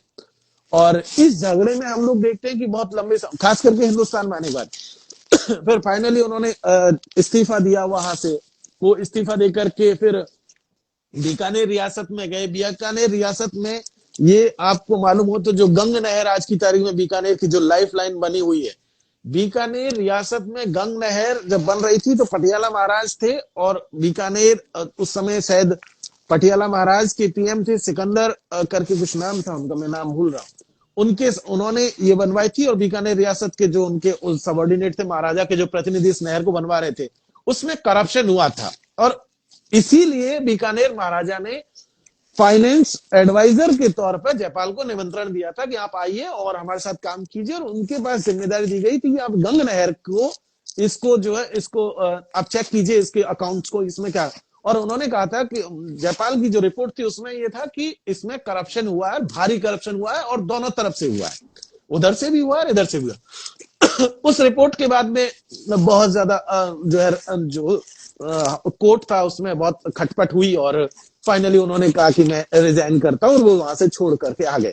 फिर कुछ समय तक कश्मीर के महाराजा थे हरि सिंह जी, उनके जी बेटे थे कर्ण सिंह, जी पोता है कर्ण सिंह। कर्ण सिंह को उन्होंने कुछ दिनों तक पढ़ाया, फिर मन नहीं लगा, वहां से छोड़ के फिर वो घाना चले गए, जहां अचिमुता कॉलेज था, मतलब अफ्रीका जाकर के वहां कुछ समय उन्होंने पढ़ाया। फिर वहां से वो वापस लौटे, और 1937 में उन्होंने सारे प्रोग्राम से इस्तीफा दिया और कहा कि मैं अब ये सारे प्रोजेक्ट जो है बंद कर रहा हूं, और मैं राजनीति शुरू कर रहा हूं, और मैं अब समाज के लिए काम करूंगा। और वो पहली बार फिर 1937 में आदिवासी महासभा जो पहले से काम करती आ रही थी उसके वो अध्यक्ष चुने गए, उसकी सदस्यता ज्वाइन की, और फिर आदिवासी महासभा को लेकर के आगे बढ़े। और वहां उन्होंने तय किया कि अब वो आदिवासियों के हक और हुकूक के लिए लड़ेंगे। और उन हक और हुकूक में एक सबसे बड़ी मांग, उन्होंने एक अलग आदिवासी प्रदेश की मांग की थी, और ये जिसे आज की तारीख में हम झारखंड कहते हैं। ये मांग उससे पहले भी 1927 में उठ चुकी थी, और अलग आदिवासी प्रदेश की मांग। लेकिन उसे फिर जयपाल सिंह आगे लेकर के बढ़ते हैं, और फिर 1939 का एक कांग्रेस का अधिवेशन हुआ था, रामगढ़ अधिवेशन, जो रांची के पास में था। और उसी समय जयपाल सिंह मुंडा ने आदिवासी महासभा का अधिवेशन बुलाया, सेम डेट को बुलाया। और वहां पर जयपाल सिंह मुंडा ने बतौर चीफ गेस्ट, बतौर स्पीकर, सुभाष चंद्र बोस को बुलाया अपनी तरफ से, क्योंकि सुभाष चंद्र बोस और गांधी की खटपट चल रही थी। और गांधी को चुनौती देते हुए, कांग्रेस को चुनौती देते हुए, उन्होंने सुभाष बाबू के नेतृत्व में रांची में, रामगढ़ में जो है सभा का आयोजन किया। और उस समय उनकी भीड़ कांग्रेस की भीड़ से ज्यादा संख्या में उस समय लोग आए थे। और फिर वहां से वो कांग्रेस के साथ वो एक टकराव जो है वो शुरू हुआ। टकराव तो खैर आदिवासी महासभा के बनने से शुरू हो गया, और फिर वो आगे चलता रहा। फिर वो आदिवासी महासभा के बैनर तले ही चुनाव लड़े, और फिर बिहार असेंबली में पहुंचे, और 1942 के जो आंदोलन था उसमें हिस्सा लिया। सेकेंड वर्ल्ड वॉर में वो ब्रिटिशर्स के साथ में अदावत में रहे। फिर आप देखेंगे तो पता चलेगा कि आजादी से पहले जब कैबिनेट मिशन के तहत संविधान सभा का बनना था, तो आदिवासी महासभा की तरफ से वो संविधान सभा में जाते हैं। बिहार की तरफ से वो आए थे, क्योंकि उस समय तक वो एमएलए वहां पर, एमएलसी आई थिंक एमएलसी थे, और उनकी तरफ से वो बिहार असेंबली से यहां तक पहुंचे थे कैबिनेट मिशन के तहत।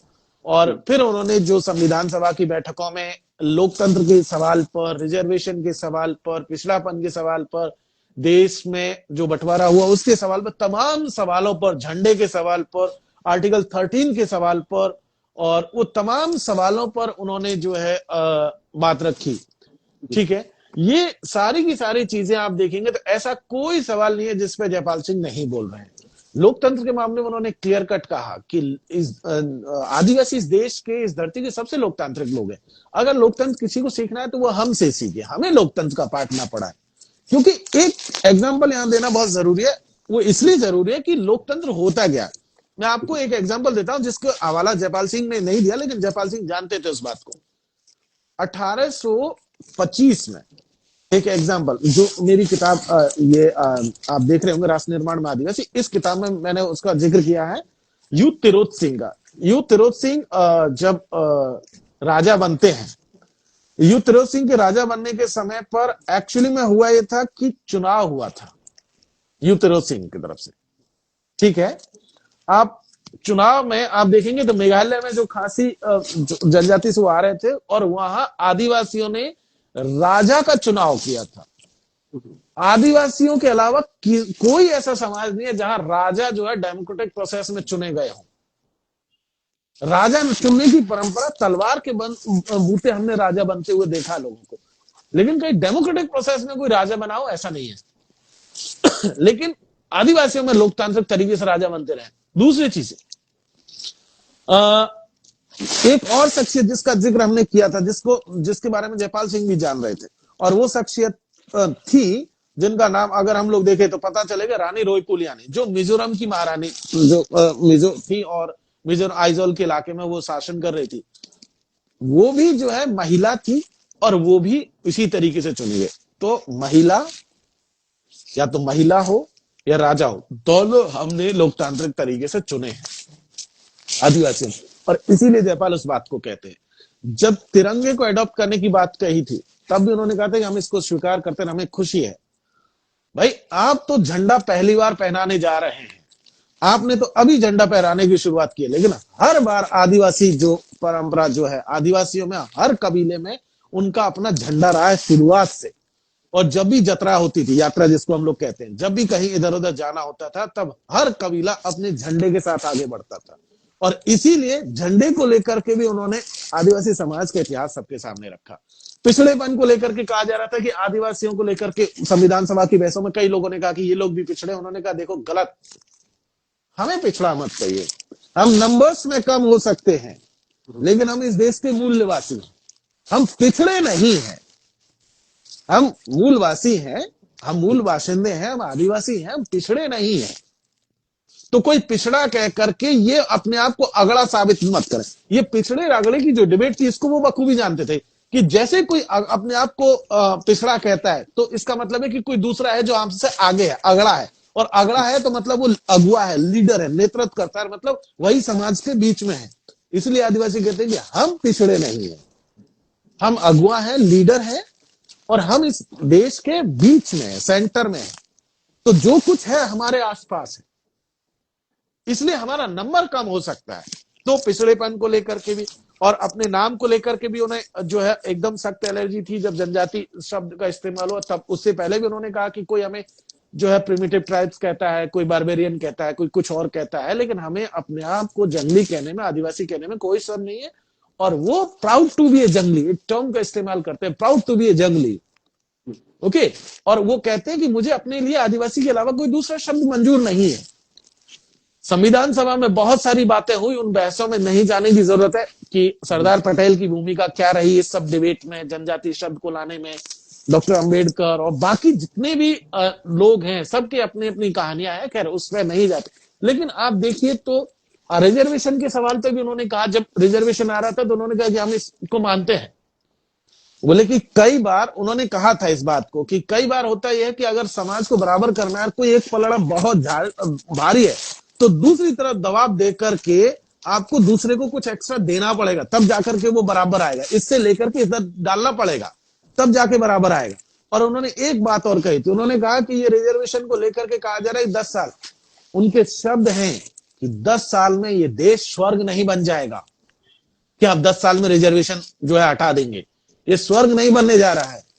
आप चाहते हैं कि इस देश का हर व्यक्ति को बराबर का हिस्सा मिले, तो आपको ये स्वीकार करना पड़ेगा कि जब तक ये बराबर से भागीदार ना हो जाए हर चीज में, तब तक ये जारी रहना चाहिए। और एक और चीज, आखिरी बात इस रिजर्वेशन में जो अक्सर मिसकंसेप्शन उनके सेंटेंसेस हैं, जैनिज्म को, जैनियों के लिए और मुसलमानों के लिए, आदिवासियों के लिए, दलितों के लिए, पिछड़ों के लिए, सबके लिए वो रिजर्वेशन की बात करते हैं। मुसलमान इंक्लूड है इसमें, उनके शब्द हैं ये। 24 अगस्त 1949 का उनका भाषण है ये, जब रिजर्वेशन पे वो बात कर रहे हैं। रक्षण का सिद्धांत, उसका अनुवाद किया गया था आरक्षण का, रक्षण। तो उस पे देखेंगे तो पता चलेगा कि मुसलमान, जैन, उनके शब्दों में बात करो, दलित, पिछड़ा, आदिवासी, इन सब के फेवर में वो रिजर्वेशन की बात कर रहे हैं। तो इसीलिए अक्सर जो जयपाल को लेकर के, फिर खैर 1948 में उन्होंने झारखंड पार्टी बनाई। झारखंड पार्टी ने फिर बिहार असेंबली के चुनाव लड़े और पहले चुनाव में लगभग 32 और या 33 विधानसभा की सीटें, 5 सांसद, फिर 57 में भी इतना ही, 4 सांसद और लगभग 31 विधायक, फिर 62 में भी लगभग 29 या 30 विधायक, और वो सब चलता है, सिलसिला शुरू चलता है। खैर फाइनली कुछ चीजें हुई और वो बहुत फेवरेबल नहीं थी। यहाँ इस डायलॉग में डिस्कस करना बहुत बेहतर नहीं होगा, लेकिन 1963 में कांग्रेस पार्टी में उन्हें अपनी पार्टी का विलय करना पड़ा, हम ये कह रहे हैं, ठीक है। और उस विलय ने झारखंड मूवमेंट को बहुत नुकसान पहुंचाया। और उस अलायंस में उन्हें जो कहा गया था कि उन्हें मिनिस्टर बनाया जाएगा, वो बनाया जाएगा, लेकिन 1 महीने के बाद ही उन्होंने, इस विलय के 1 महीने बाद ही वो सब चीजों से वो अलग हो गए। लेकिन अब उनके सामने एक सबसे बड़ी चुनौती थी कि उन्होंने जो डिसीजन लिया उसे वापस कैसे हटे। हालांकि वो अपने दोस्तों के साथ इस बात का जिक्र करते हैं कि ये बहुत गलत निर्णय हुआ है, लेकिन उसके बावजूद ही फिर वो 1967 में फिर से इलेक्शन लड़े, जीते, और 1970 तक आते आते वो फिर से तैयारियां शुरू करते हैं झारखंड पार्टी को फिर से जिंदा करने की। और एक वाकया उनके साथ वो अस्पताल का, कलकत्ता के अस्पताल का था, जहां वो बीमार होकर के पड़े हुए थे, कई महीनों तक पड़े रहे और किसी को खबर नहीं कि जयपाल कहाँ चले गए। तो खैर, तो वो बहुत सारे वाकयात हैं जिनको कि मुझे लगता है कि यहाँ नहीं डिस्कस करना चाहिए। लेकिन 1970 में 13 मार्च का उनका एक आखिरी भाषण है, जहां उन्होंने सभा को संबोधित करते हुए अपील की थी अपने साथियों से, जो झारखंड मूवमेंट के साथी थे, जो आदिवासी महासभा के साथी थे, उन सबसे अपील की थी कि आओ हम फिर से एक बार साथ में चलते हैं और साथ में चल करके इस मूवमेंट को फिर से खड़ा करते हैं और अलग प्रदेश की जो उनकी मांग थी उसको दोहराते हैं और आदिवासियों के हक और हुकूक की जो लड़ाई है उसको आगे लड़ने की कोशिश करते हैं। लोकसभा में भी उनका जो काम है वो बहुत शानदार काम है, उस पर फिर कभी चर्चा करेंगे। लेकिन इसीलिए अगर हम लोग देखें तो जयपाल को अगर आज 2025 में बैठ करके हम लोग समझने की कोशिश करें तो एक ऐसी शख्सियत जो आदिवासी राजनीति का, आदिवासी दर्शन का, आदिवासी वैचारिकी का केंद्र है, वो माइलस्टोन है जो अचीव किया जाना चाहिए राजनीति में भी। वो शख्सियत है जिसमें कि पूरे समाज को, एक ऐसा शख्सियत, देखिए कितना मल्टीटास्किंग है, एक हॉकी प्लेयर, एक फुटबॉल प्लेयर, एक पत्रकार, लगातार वो स्पोर्ट्स कॉलम लिखते थे, वो दिल्ली जो स्पोर्ट्स क्लब है उसके भी हेड रहे, मोहन बागान क्लब के साथ वो जुड़े रहे, फिर वो टीचर भी थे, वो पढ़ा भी रहे थे, ओके, वो प्रिंसिपल भी थे, वो फाइनेंस सेक्रेटरी भी करने स्टेट रह चुके हैं, वो ट्यूटर रह चुके हैं, वो पॉलिटिशियन भी हैं, वो कॉन्स्टिट्यूशनलिस्ट भी हैं, वो पार्लियामेंटेरियन भी हैं। मतलब इतना मल्टीटास्किंग होना अपने आप में एक बड़ी चीज है भाई। आदिवासियों में कोई दूसरा सब इस नहीं हुआ। और उस दौर में अगर बात करें तो ऐसे कुछ ही शख्स है, डॉक्टर अंबेडकर उस लाइन में आते हैं, नेहरू उस लाइन में आते हैं, और कोई तीसरा शख्स उस लाइन में नहीं है जो इतना मल्टीटास्किंग हो। नेहरू लिख रहे हैं, नेहरू राजनीति भी कर रहे हैं, नेहरू तमाम काम कर रहे हैं, वही जयपाल कर रहे हैं, वही डॉक्टर अंबेडकर कर रहे हैं, लिख रहे हैं, राजनीति कर रहे हैं, संगठन बना रहे हैं, पार्टियां बना रहे हैं, मतलब किसी भी रूप में कमतर नहीं है। तो ये हमारे लोगों को सोचने की जरूरत है कि जयपाल किस कद के नेता है। मतलब हमारे लोग को शायद ये लग सकता है, देखो बहुत सारे लोग हैं जिन्हें नहीं पता कि भाई, क्योंकि जयपाल झारखंड से, तो उन्हें क्या पता, और वो लगता है कि झारखंड के आदमी तो हमसे क्या लेना देना, हमारा रिजर्वेशन, यही गलत उसकी वकालत करने वाले लोग, अनुसूची 5 उसकी वकालत करने वाले लोग, डेमोक्रेटिक भाई एक चीज समझिए ना कि हमारे रिप्रेजेंटेटिव तो वही आदमी है। राजस्थान से एक भी आदिवासी नहीं है जो रिप्रेजेंट कर रहा हो। मध्य प्रदेश से एक व्यक्ति है फूलवान शाह, ठीक है। वर्तमान छत्तीसगढ़ से एक व्यक्ति है रामप्रसाद पोटाई, ठीक है, ओके। अब झारखंड से तीन लोग हैं, वानीफास लाकड़ा, जी जयपाल सिंह मुंडा जी और देवेंद्र नाथ सामंत, ये तीसरा व्यक्ति है, ठीक है। तो आपकी तरफ से मतलब आदिवासियों की तरफ से तो वही आदमी रिप्रेजेंट करा। आदिवासियों को लेकर के दो कमेटी बनी, एक जो नॉर्थ ईस्ट से जुड़ी हुई थी उसको, उसमें जो है गोपीनाथ बारदोली थे और उसमें जेजेएम निकोलस रॉय थे जो खुद खासी थे, खासी समाज से आते थे। और इधर दूसरी कमेटी में एबी ठक्कर थे और ठक्कर साहब के साथ में जयपाल सिंह मुंडा काम कर रहे थे। अब जैसे मैं एक चीज बता देता हूं, मतलब इसको लास्ट बात कहकर मैं इसको खत्म करता हूं। जी आज की तारीख में पूरा पूर्वी राजस्थान या पूरा आदिवासी हिस्सा एक चीज के लिए लड़ रहा है, वो है जमीन के लिए, ठीक। संविधान सभा में आर्टिकल 13 जो मौलिक अधिकारों में शामिल, आर्टिकल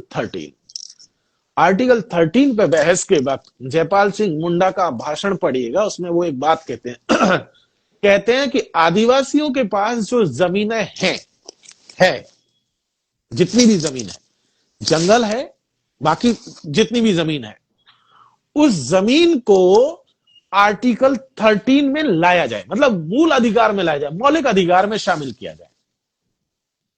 और उस समय सरदार पटेल का स्टेटमेंट है कि आप जब उस कमेटी की जो आदिवासी मसलों पे बनी हुई है उसकी जब रिपोर्ट आएगी तब ये मसला उठाइएगा, अब इस मसले को छोड़ दीजिए। उन्होंने कहा कि जब वो रिपोर्ट आएगी तब तक ये मैटर डिस्कस हो चुके होंगे कि नहीं नहीं आप तभी उठाइएगा, और उन्हें नहीं उठाने दिया गया उस मसले को। और वो इस पे डिस्कशन चाहते थे कि आर्टिकल 13 में अगर जमीन का मसला, आदिवासियों का मसला शामिल हो जाता है तो उन्हें पता था कि भविष्य में संकट आएगा।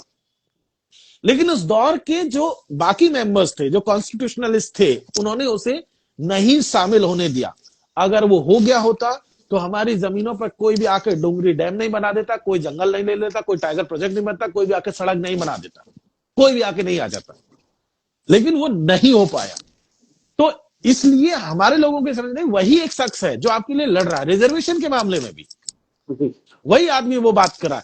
और जब इंटरेस्टिंग चीज है, जब उस कमेटी की रिपोर्ट आई, आई थिंक 1949 के आसपास वो रिपोर्ट आई थी, जब वो रिपोर्ट आई तो उस पर कई मसलों पर जो है आप देखेंगे तो पता चलेगा कि कई मसलों पर जयपाल सिंह की सहमति नहीं थी, क्योंकि एबी ठक्कर अपर कास्ट से आते थे। उन्हें आदिवासी जो जनजाति सेवा संघ के नाम से कांग्रेस का, या आदिम जाति सेवा संघ के नाम से एक संगठन कांग्रेस चलाती थी आदिवासियों से जुड़ा हुआ, जो शायद 1945 में बनाया था, आदिम जाति सेवा संघ, हाँ ऐसा ही बना हुआ था।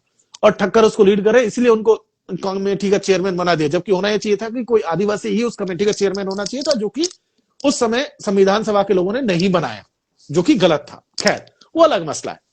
लेकिन उसमें कई चीजों पे जयपाल ने ऑब्जेक्शंस रेज किए थे कि आप गलत कर रहे हैं। कमेटी के भीतर भी उनके डाइसेंट नोट्स भी हैं, इवन देवेंद्र सामंत का और वनफास लाखड़ा का भी डाइसेंट नोट वहां पर मौजूद है। और जब वो कमेटी की रिपोर्ट पब्लिक डोमेन में आई तब हुआ ये कि उसकी कुछ रिकमेंडेशंस को शामिल कर लिया गया, लेकिन जो असल सवाल था, जो जमीन का सवाल, जैसे जयपाल सिंह मुंडा आर्टिकल 13 के दौरान उठा रहे थे, उस सवाल को यहां फिर से नहीं खोलने दिया गया और यह कह दिया गया कि आर्टिकल 13 का मैटर ऑलरेडी रिजॉल्व हो चुका है, अब उस पर हम नहीं खोलेंगे, उस मसले को हम नहीं खोलेंगे। मतलब आपने पहले यह कह करके रोक दिया कि कमेटी की रिपोर्ट में डिस्कस होगा, और कमेटी की रिपोर्ट के टाइम पे आप कह रहे हैं कि आर्टिकल 13 को इसलिए नहीं खोलेंगे क्योंकि वो रिजॉल्व हो चुका है। मतलब ये समझने वाला बात है। जो लोग पढ़ रहे हैं, जो नौजवान साथी यहां पर मौजूद है, मैं कहूंगा कि उनको पढ़ना चाहिए जयपाल को। और वही वो शख्स है, खास करके आदिवासियों के मामले में, ठीक है, जो सब कुछ दे रहा है, जो लड़ रहा है, क्योंकि और कोई शख्स नहीं है। इतना बड़ा भील समाज था, लेकिन, और आज की तारीख में सबसे बड़ी आबादी है भील समाज की, लेकिन एक रिप्रेजेंटेटिव भील समाज की तरफ से नहीं है। क्यों नहीं है? मीणा समाज की तरफ से नहीं है। क्यों नहीं है? बहुत सिंपल भाषा में समझ लीजिए, क्योंकि हमारा कोई राजनीतिक संगठन नहीं था, जिसके बैनर तले हम चुनाव लड़ते और हम जाते। हमारे पास चेतना ही नहीं थी, हम संगठन नहीं थे, हमने ना लड़े ना गए, कांग्रेस ने हमें भेजा नहीं। राजस्थान के केस में सीधा सिंपल था कि सबको मान लिया गया कि इधर रजवाड़ों का इलाका है, यहां कोई आदिवासी रहता नहीं, इसको जो रिप्रेजेंट करेगा वो रजवाड़े होंगे। तो रजवाड़ों ने हमें रिप्रेजेंट किया हमारी तरफ से। एक्चुअली में देखें, अगर जयपुर इलाके में, जो रियासत के इलाके में, तो जयपुर की तरफ से, जयपुर रियासत की तरफ से उन्होंने अपना रिप्रेजेंटेटिव भेजा था और उसने जवान तक नहीं हिलाई। ठीक है, तो रजवाड़ों की यह हालत थी। तो ना भील की तरफ से कोई गया, ना मीणाओं की तरफ से कोई गया। और इसीलिए जयपाल सिंह को आप समझना हमारे लिए बहुत ज्यादा जरूरी है, क्योंकि जयपाल सिंह वो शख्सियत है जो हमारे लिए लड़ रहे हैं और वो हमारे लिए, मतलब वो स्पेशली ये बात कहते भी हैं, मीणा शब्द नहीं है लेकिन भील शब्द वहां पर मौजूद है उनकी संविधान सभा, और वो कहते हैं कि भाई इस इलाके के जो आदिवासी उनका तो कोई रिप्रेजेंटेटिव ही नहीं है। मसलन वो एग्जाम्पल के तौर पे कहते हैं कि जैसे मसलन भील जो बहुत बड़ी आबादी, लेकिन उनका कोई रिप्रेजेंटेटिव संविधान सभा में नहीं है। और वो एक बात ये कहते हैं कि भाई जब ये कहा गया कि जनसंख्या के अनुपात में सारे लोग रिप्रेजेंटेटिव होंगे, 1 लाख पे 1 आदमी होगा, तो उस समय उन्होंने कहा कि 10% आदिवासी आबादी है। और उन्होंने क्या कहा, 1941 की जनगणना, 31 की जनगणना में क्लियर कहा कि लगभग 10% के आसपास आदिवासी आबादी है। 10% 300 की संविधान सभा थी, लगभग 30 आदमी होने चाहिए थे। और थे कितने सारे मिलाकर के, टोटल अगर आप देखेंगे तो लगभग 15 आते हैं। उसमें 4 जो है 3 तो नॉर्थ वेस्ट फ्रंटियर प्रोविंस से, खान अब्दुल गफ्फार खान, मोहम्मद जोगेजाई और एक और व्यक्ति हैं। वो पठान है, सारे आदिवासी हैं। वो अलग है कि इस्लाम को मानते हैं। एक स्नेह कुमार चकमा जो चिटगांव का हिस्सा, जो आज की तारीख बांग्लादेश में, वहां को रिप्रेजेंट कर रहे थे। वो बुद्धिस्ट है, बाय रिलीजन वो बुद्धिज्म को मानते थे, लेकिन वो आदिवासी थे। और उसके बाद 4 नागा थे नागालैंड से, मायांग नोकचा और 3 और शख्सियत हैं ये। निकोलस रॉय, निकोलस रॉय तो असम को रिप्रेजेंट कर रहे थे, और निकोलस रॉय के साथ साथ और भी 2-3 शख्स है। तो कुल मिला के बात करें, इलेक्टेड लोगों में लगभग लोग आते हैं इलेक्टेड में, शायद 8 या 9 लोग। और बाकी रामप्रसाद पोटाई रियासत की तरफ से आए थे आदिवासी, लेकिन कांकेर रियासत की तरफ से थे। 3 मुस्लिम, 1 चकमा जी, 4 रामप्रसाद पोटाई, 5 और 4 नागा, 9। तो 6 इलेक्टेड थे। और 6 इलेक्टेड में कांग्रेस, 3 आदिवासी महासभा की तरफ से, 3 कांग्रेस की तरफ से। साथी लोग ध्यान दे लें, पूरे देश में कांग्रेस ने 3 आदिवासियों को अपनी तरफ से भेजा था, और तीनों में से एक भी जो है सेंट्रल इंडिया से नहीं था, तीनों की तीनों असम से थे। ये ध्यान देने लायक बात है। राजस्थान, मध्य प्रदेश, झारखंड, छत्तीसगढ़, बिहार, ये जो पूरा हिस्सा है इंक्लूडिंग गुजरात, एक भी आदिवासी नहीं था। कांग्रेस ने किसी को नहीं भेजा। 3 जो भी लोगों को कांग्रेस भेजा। के आदिवासी थे सर, वो भी तो नहीं बोले ना, उन्होंने भी तो इनका साथ नहीं दिया ना। वो मुंडा तीनों साहब की तीनों वो असम से थे, तो वो नॉर्थ ईस्ट पे बात रख रहे थे। जी जी जी। जेजेएम निकोलस राय और बाकी तीनों धरणीधर बासु मतारी, ये दूसरे व्यक्ति का नाम है, और एक और है, मैं नाम याद आ जाएगा मैं बताऊंगा। तो ये तीनों लोग बेचारे तीनों बोल रहे हैं, लेकिन नॉर्थ ईस्ट को ले, अनुसूची 6 में बोल रहे हैं, अनुसूची 5 में कोई नहीं है। कांग्रेस ने अपनी तरफ से भी ठक्कर को जिम्मेदारी दी। और हाँ, एक और व्यक्ति था, बाबू जगजीवन राम, जो दलित समाज से आते थे, लेकिन वो भी इस कमेटी के पार्ट थे। खैर, तो मुझे लगता है इसीलिए साथियों, फाइनल कंक्लूजन ये है कि ऐसी शख्सियतों से आपको संपर्क करते रहना चाहिए, अलग अलग तरीकों से पढ़ते रहना चाहिए, उनके बारे में जानते रहना चाहिए। मैंने यूट्यूब पर जयपाल सिंह मुंडा के बारे में एक बहुत डिटेल वीडियो बनाया हुआ, उस पर भी जा सकते हैं। किताब है राष्ट्र निर्माण में आदिवासी, उसको भी पढ़ सकते हैं। और आप अपने तरीके, जरूरी नहीं है कि आप मेरी किताब पढ़ें, मेरा ही वीडियो देखें और मुझे ही सुने। आप कहीं से जहां आपको मिल जाए वो भाषण आप सुन सकते हैं। प्रसार भारती पर उनका शायद इंट्रोडक्टरी जो भाषण है संविधान सभा में 1946 वाला, वो भाषण होगा, 2 मिनट का है। वो आवाज को सुनना चाहिए, उसको देखना चाहिए। उसका लिंक हम लोग शेयर कर देंगे, उसको सुनिए कि वो क्या कहते हैं और कैसे बोलते हैं। एक आदिवासी आदमी संविधान सभा में कैसे अपनी बात रख रहा है।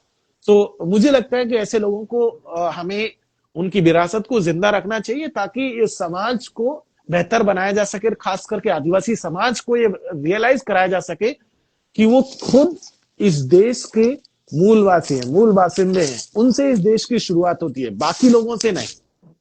आप इसके सेंटर में हैं, आप हाशिए के बाहर नहीं है, आप वो करने की कोशिश करते हैं लेकिन आप इसके बीच में हैं। तो मुझे लगता है आज के लिए इतना काफी है।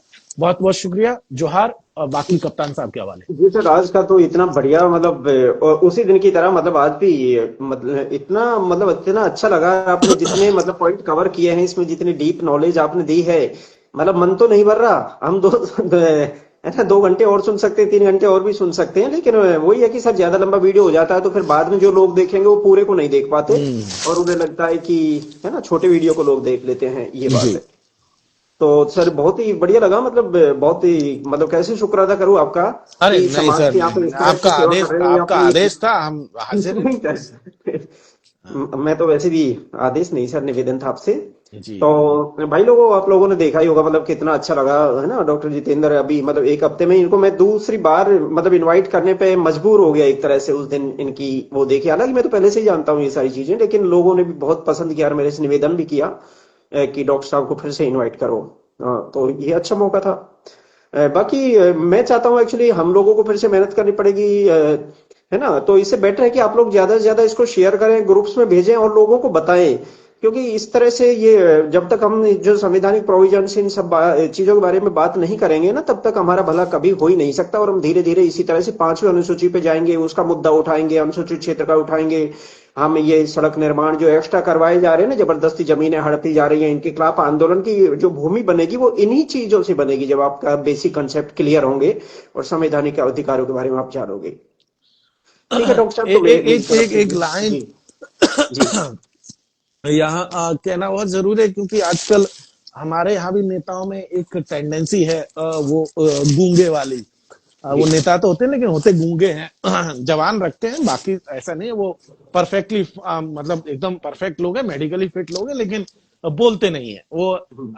संविधान सभा में भी ऐसे लोग थे, जी जिनके नाम हैं, जो चुने गए, ठीक है, लेकिन कभी बोले नहीं। जो रबर मतलब स्टैंप कभी थे, नहीं बोले। मतलब रबर आप स्टैंप। सोचे, हाँ, मतलब 1940 से लेकर के और 1950 तक, जब तक संविधान एग्जिस्टेंस में आता है, तब तक नहीं बोले। जैसे उनके लिए, लेकिन मैं आपको बताऊं तो मैं उनको मतलब पिछले 3 साल से खोज रहा हूं। संविधान सभा में उन्होंने कुछ नहीं बोला। फाइनली मैं उनकी जो फैमिली हिस्ट्री है वो ट्रेस करके, और मैं मध्य प्रदेश में उनका जहां रूट था वहां तक पहुंचा हूं, तो शायद उनके बारे में कुछ मिले, लेकिन अभी तक नहीं मिला है। जी देवेंद्र नाथ सामंत का भी एक ही भाषण है, मोनिफास लाकड़ा साहब का 1-2 भाषण है, बाकी 2 ही लोग मैन हैं। इधर जयपाल सिंह मुंडा और उधर जेजेएम निकोलस रॉय, 2 ही शख्सियत हैं जो लगातार बोल रहे हैं। नहीं तो बाकी दरअसल सन्नाटे में है, एकदम कंप्लीट सन्नाटे में है। और वो आप बात करिए तो ये टेंडेंसी दरअसल आज भी हमारे बीच में है। तो मुझे लगता है इतना काफी है, फिर जल्द। बहुत है आज का वीडियो, वैसे भी मतलब इतना भी सीख जाएंगे हमारे लोग तो भी बहुत है। उसके बाद में फिर अरे 10-12 दिन में मतलब वापस इतना आएंगे। सीख जाएंगे तो बहुत है। एक बार फिर जी से सर, जी किताबें सर। दिखा देते हैं, ये राष्ट्र निर्माण में आदिवासी, इसको पढ़ सकते हैं। जयपाल हम्म, सिंह मुंडा का लोबीर सेंड्रा, हम्म, हिंदी में पढ़ना है तो आदिवासियत और मैं के नाम से ये किताब है, इसको भी पढ़ सकते हैं। इंग्लिश में दूसरे नाम से वही जयपाल सिंह मुंडा की बायोग्राफी है। और हम्म। सावित्रीबाई फुले कनकलता की किताब है, ये आप देख सकते हैं। शुक्रिया। और मैं भी यहाँ पर आप लोगों को 2-3 बुक्स दिखा देता हूँ। वैसे तो मैं ऑफिस में हूँ, मेरी जो लाइब्रेरी है वो घर पे है, फिर भी ऑफिस में भी 2-4 बुक्स हैं। तो देखिए, ये संविधान सभा में जयपाल मुंडा साहब जी के जो जी जी। जितने भी स्टेटमेंट्स थे, है ना, हाँ। सारे अश्विनी कुमार पंकज साहब की बुक्स में दिए हुए हैं। 5वीं 6वीं हाँ। अनुसूची के बारे में आप लोग वैसे तो बहुत सारे सोर्सेज हैं, लेकिन हम्म। ये बुक अश्विनी कुमार पंकज साहब की बहुत बढ़िया है, जिसमें 5वीं अनुसूची मतलब इसका पूरा इतिहास दिया हुआ है, और इससे बिल्कुल। आप बहुत ही बेहतर तरीके से आप इन चीजों को समझ सकते हैं। इसके बाद में जो लोबी सेंद्रा की जो बात चल रही थी, उसका जो अनुवाद है, मतलब वैसे अलग अलग बुक्स लिखी हैं और अलग अलग राइटर्स ने अनुवाद किए, लेकिन आदिवासी तो ये उसी पर बेस्ड है। तो हम्म। इसको भी आप लोग खरीद सकते हैं, है ना। बाकी इस तरह की जानकारी तो ये हम लोग देते जयपाल रहेंगे बुक्स वगैरह की। है, बस आवाज एक कट किताब को पढ़ने के लिए मना करूंगा, वो है बलबीर दत्त की किताब। एग्जैक्टली सर, वो उसी मानसिकता से लिखी गई है जिस मानसिकता से मतलब गलत एग्जैक्टली लोगों को संविधान सभा में चुना गया। और हाँ जिस तरह से वो जयपाल साहब को जिस तरह से दबाया गया, विरोध किया गया, एक्चुअली बलबीर दत्त ने वही एजेंडा आगे बढ़ाया है उस बुक के माध्यम वो से। ऐसी किताब है, जो लोग देख रहे हैं उनको मैं आखिरी लाइन कह के खत्म कर देता हूँ। वो ऐसी जी किताब है जैसे गांव में सगाई कटवा नहीं आते हैं क्या, जी जी। और उनसे वो सगाई वाले पूछ लेते हैं कि भाई कैसा लड़का है, तो और वो जिसको काटनी होती है वो कह देता है कि लड़का बहुत बढ़िया, बस जुआ खेलता है या बस शराब पीता है, लड़का बहुत बढ़िया है। शोले उसी फिल्म के टाइप वो का वो, डायलॉग याद आता है। एग्जैक्टली वो उसी टाइप का शख्स है, और वो यही हरकतें कर रहा है। जी वो जी। कायदे से मतलब वो किसी को कैसे डिफेम करना है, वो डिफेम करने के लिए वो किताब लिखी गई है। खैर, जी। बहुत बहुत शुक्रिया साथियों, जोहार, मिलते हैं जल्द। और दोस्तों, मैं 1 मिनट के लिए आपको बता देता हूं कि आप लोगों को जो डॉक्टर साहब अभी चर्चा कर रहे थे संविधान सभा में, जो भी डिस्कशन हुआ था, उसके जो 18,000 पेजेस हैं, उनको मैंने, ये मेरा ग्रुप है आदिवासी अस्मिता, इस नाम से जो ग्रुप है, इसमें ज्यादा कैंडिडेट नहीं है, 300-400 ही है, अपन बहुत कम लोग ही इसमें रखते हैं। जो रियल में मतलब आदिवासी वाली जो विचारधारा है, जिनकी संवैधानिक विचारधारा है, उन्हीं को इसमें मैं एक्सेप्ट करता हूँ। और यहाँ पे आप जाके देखोगे, देखो राइट साइड में ये सारी मतलब वो सारे डॉक्यूमेंट्स डाले हुए हैं मैंने, है ना, जितने भी जो संविधान सभा के जितने भी डॉक्यूमेंट्स है ना, वो जो आदिवासी इतिहास टाइप की जो भी मेरे पास पीडीएफ अवेलेबल थी, मतलब वो सारी चीजें देखो, संविधान का विकास, और ये सारी डिबेट है जयपाल मुंडा साहब की, और जो दो, है ना, 2 साल 11 महीने और 18 दिन में जितनी डिबेट हुई थी, सारी हिंदी मीडियम में दी हुई है। तो आप यहाँ से भी मतलब कॉपी निकाल सकते हो, यहाँ से डाउनलोड कर सकते हो इसके सामने क्लिक करके। और बहुत ही बढ़िया लगा आज मतलब शेयर भी काफी लोगों ने किया, लोग बहुत जुड़े, और खासकर जो कमेंट जो लोग कर रहे हैं मतलब आज लग रहा है सच में कि बहुत मतलब जबरदस्त मतलब लोगों को पसंद आया है उसी दिन की तरह। लेकिन ऐसे ही फ्यूचर में भी चलता रहेगा सर, ये तो कंटिन्यू प्रयास होगी, जरूरत है। अभी के लिए इतना ही। जौहर, नमस्कार।